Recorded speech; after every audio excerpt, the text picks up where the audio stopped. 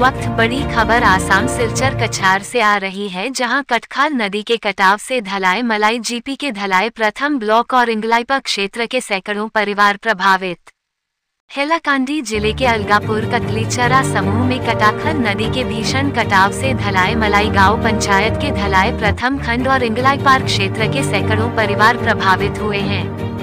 बीडीएसएफ के केंद्रीय अध्यक्ष अब्दुल अहद लश्कर ने सोमवार को धलाई मलाई गांव पंचायत के धलाई प्रथम समष्टिर दलाई मलाई जीपी दलाई मलाई पार्ट 1 इंगलाइर पारत आज आमी स्थानीय राइज लई এটা প্রতিবাদ সাব্যস্ত করিছো। ইয়ার কারণটো হইছে আপনালোকে জানে এই গড়া কহনিয়ার কারণে আমার হাইলাকান্দি সমষ্টিতে যে ইংলাইর পার গোটে গ্রামটো এতিয়া নদী গর্ভত গইছে।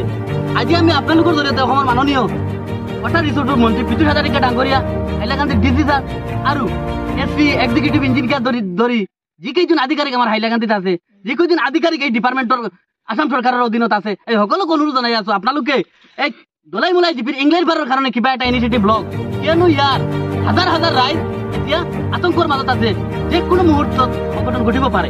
আজি চাওক ইয়াত প্ৰায় 2-3 হাজাৰ হেক্টৰ জমি ইয়াৰ পৰা ভাঙি গৈ বেলেগ ঠাইত গৈছে। আপোনালোকে জানে নদীৰ দিক কেনেকা এই যে আগ্ৰাসী ভাৱ আপোনালোকে জানে কেনেকে কি কৰি থাকে। এতিয়া আজিৰ আমাৰ ডিমান্ডটো হৈছে যদিহে আমাৰ এই ওয়াটাৰ ৰিসোৰ্স ডিপাৰ্টমেন্টৰ যিকেইজন আধিকাৰিক আমাৰ হাইলাকান্দিত আছে এইজনে এক সপ্তাহেৰ ভিতৰত স্পটত আহি ইংলাইৰ পাৰত আহি যে 1 কিলোমিটাৰ মান যে এতিয়া খহনীয়া দেখা দিছে, এতিয়া এইবিলাকৰ গড় আৰু নদীৰ গৰ্ভত গৈছে, এইবিলাকৰ কাৰণে যদি টেম্পৰাৰী হওক নহয় স্থায়ী প্ৰটেকশ্যনৰ যদি ব্যৱস্থা নকৰে তেনেহলে আমি অহা এক সপ্তাহেৰ ভিতৰত আমি ইয়াৰ ৰাইজ লৈ ইয়াতে এটা প্ৰতিবাদ সাব্যস্ত কৰিম। এটা আমৰণ অনশন থাকিব। কিয়নো আমি সদায় প্ৰতিবাদ কৰি আহিছিলো, আমি সদায় ডিপাৰ্টমেন্টক জনাইছিলো যে এই দলাই মুলাই জিপিৰ কাৰণে এই দলাই মুলাই ইংলাইৰ পাৰ কাৰণে কিবা এটা ডিপাৰ্টমেন্টে ইনিচিয়েটিভ লওক, কিন্তু এটো একো কৰ্ণপাত কৰা নাই, এই কোনো ধৰণৰ পদক্ষেপ গ্ৰহণ কৰা নাই এতিয়ালৈকে। ইয়াৰ কাৰণত আমি স্থানীয় ৰাইজ বাধ্য হৈছো, দলাই মুলাই জিপিৰ সকলো ৰাইজ বাধ্য হৈছে আজি ডিপাৰ্টমেন্টক জনাইছে যদি এক সপ্তাহেৰ ভিতৰত ইয়াত আহি স্পট ভেৰিফিকেশ্যন কৰি এষ্টিমেট বনাই কিবা যদি নকৰে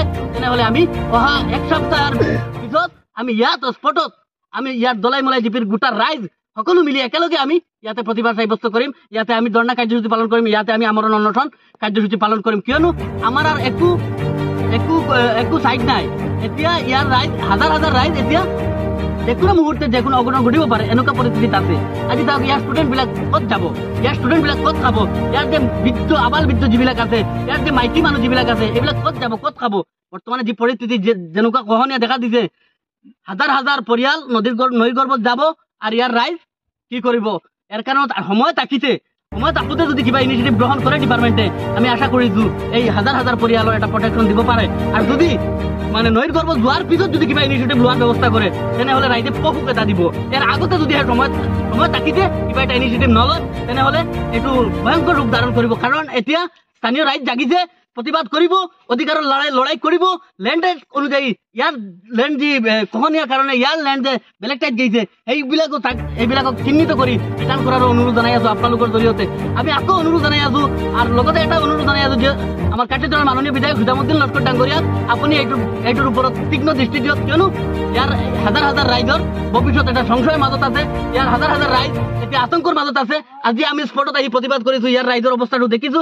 আপুনি ডিপাৰ্টমেন্টৰ লগত কথা পাতি ইনিচিয়েটিভ এটা গ্ৰহণ কৰাই দিয়ক সোনকালে। আৰু আমাৰ হাইলাকান্দি ডিসি ছাৰক অনুৰোধ জনাই আছো আপুনি অতি সোনকালে স্পটত আহক, আহি কিনি এটা ভেৰিফিকেশ্যন কৰি এটা ৰিপৰ্ট সাবমিট কৰক। আৰ এইবিলাকক যদি ল্যান্ড পায় বেলেগ ঠাইত যি ল্যান্ড খহনীয়াৰ কাৰণত গৈছে এই ল্যান্ড ৰিটাৰ্ণ কৰাৰ অনুৰোধ জনাইছো। নহলে আগামী সোমবাৰ আমি ইয়াৰ স্থানীয় ৰাইজ হাজাৰ হাজাৰ ৰাইজ লৈ ইয়াতে আমৰণ অনশন কাৰ্যসূচী পালন কৰিম।